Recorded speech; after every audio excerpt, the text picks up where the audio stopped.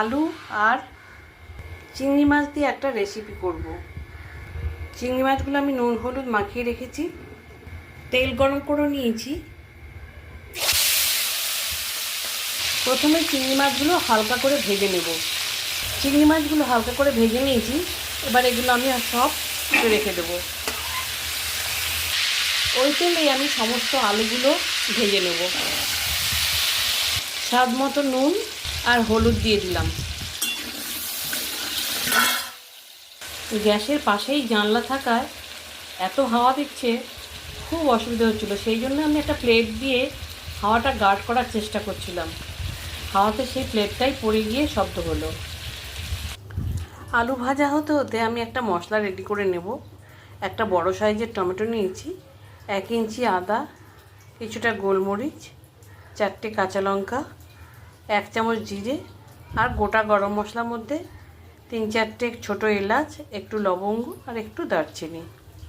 এই সবগুলো মশলা একসঙ্গে বেটে নেব। সামান্য জল দিয়ে দিলাম। আলুগুলো ভাজা হয়ে গেছে, 70 থেকে 75% সেদ্ধও হয়ে গেছে। এবার আমি সব আলুগুলো তুলে রাখবো। আমি যেহেতু একবারেই তেল দিয়ে দিয়েছিলাম, সেই জন্য আর নতুন করে তেল দিতে হলো না।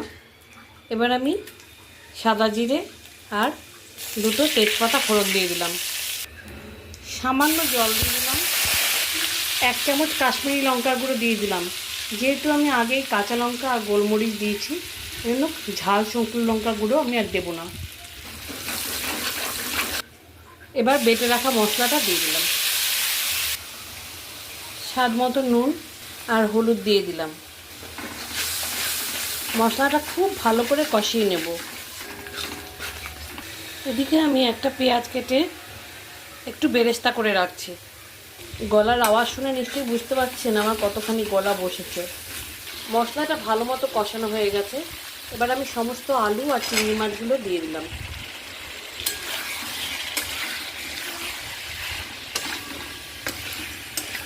স্বাদ অনুসারে চিনি দিয়ে দিলাম। গ্রেভির জন্য কিছুটা আমি জল দিয়ে দিলাম। এবার খানিকটা গরম মশলা দিয়ে দিলাম,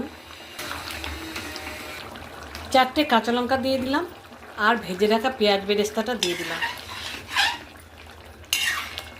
আমার আলু দিয়ে চিংড়ি মাছের রেসিপিটা কিন্তু একদম রেডি। আপনাদের যদি ভালো লেগে থাকে প্লিজ লাইক, কমেন্ট, সাবস্ক্রাইব করবেন। প্লিজ আমার পাশে থাকবেন।